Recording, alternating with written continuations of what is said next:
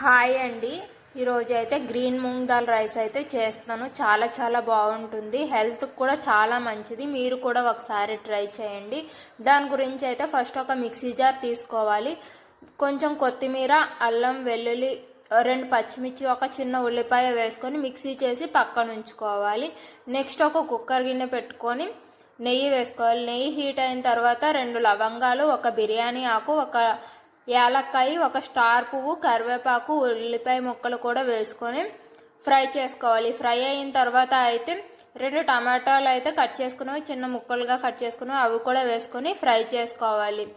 Next వచ్చేసి మూంగ్ దాల్ నానబెట్టుకున్నాను, అవి కూడా వేసుకొని తర్వాత ఫస్టే మిక్సీ చేసి పెట్టుకున్నాను కదా కొత్తిమీర, అల్లం వెల్లుల్లి పేస్ట్, అది కూడా వేసుకుని ఒక 2 నిమిషాలు అయితే ఫ్రై చేసుకోవాలి. ఫ్రై అయిన తర్వాత అయితే ఫస్ట్ నానబెట్టుకున్న బాస్మతి రైస్ కూడా వేసుకుంటున్నాను.